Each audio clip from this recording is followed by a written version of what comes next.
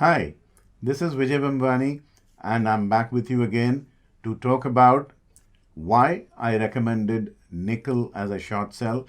And on 22nd July, I wrote an article on Equity Master as, as to calling nickel the aluminium of 2019.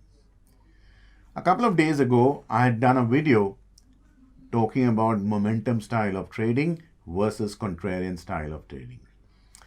Just a recap, I had told you that contrarian style of trading requires deep pockets, a fair degree of conviction, tenacity, and ice-cold nerves.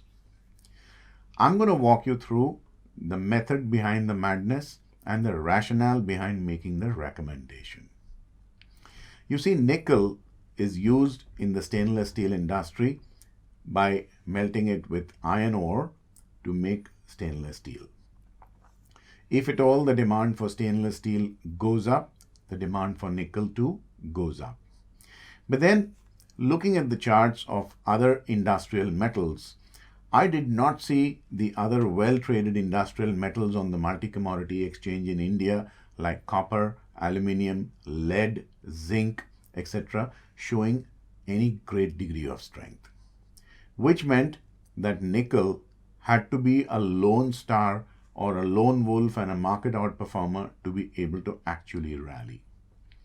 The second aspect, we were seeing the two largest economies in Europe, Germany and England, decidedly slowing down for 4 consecutive months.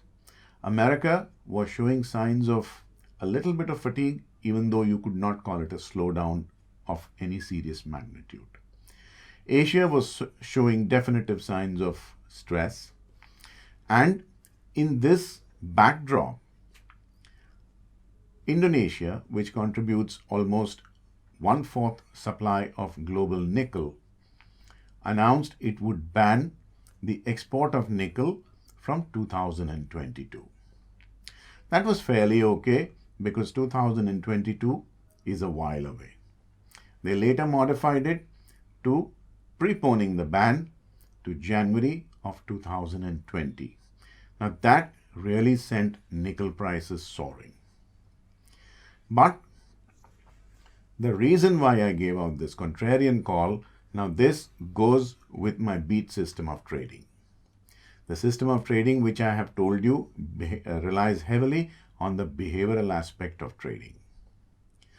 Take a look at what's really happening behind the scenes. The Indonesian economy is struggling. They are grappling with a high degree of overseas debts versus the entire GDP. Could this country actually afford to forego forex income by stopping exports of nickel? My guess was not. What was all this about? Could this be a bluff? I think so. And I definitely thought so at that point in time. This was a very good move by the Indonesians to drive up nickel prices and then sign long-term supply contracts at elevated prices and ensure a higher forex income. And sure enough, in spite of the fact that the Indonesians threatened to prepone the exports of nickel on the ban on the exports of nickel to 2020, the prices refused to budge up anymore. We have seen nickel prices detrend in the sense reverse from their recent peaks and have fallen sharply, much more sharply than its peer group in the industrial metals pack. On the way down, the volumes have been fairly liquid, which tells you that there has been participation in the sell-off.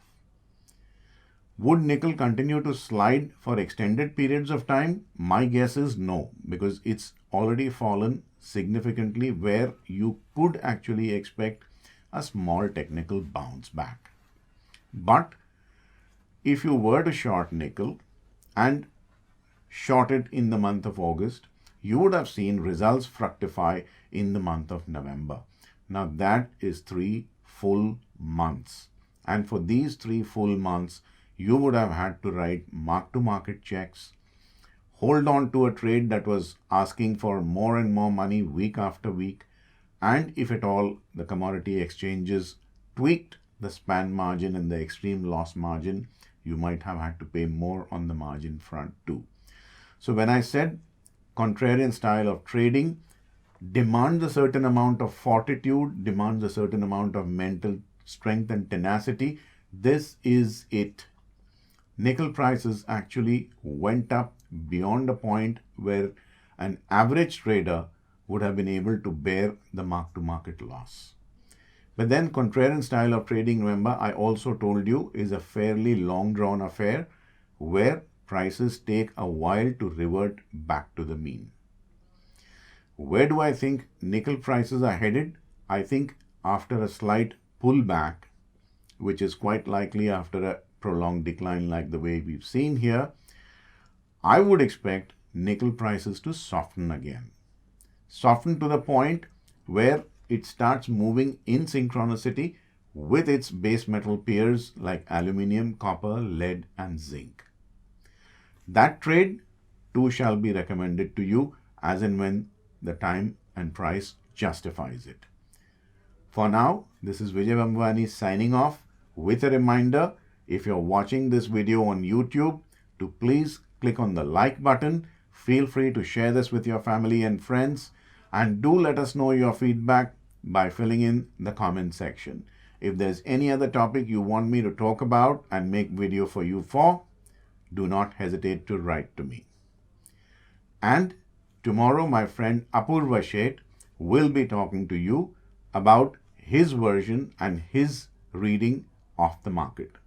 Apurva is an extremely sensitive and sensible person when it comes to recommending investment and trading ideas.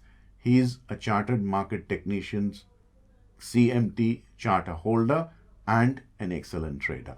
Till we meet again, this is Vijay Bambwani. Bye for now.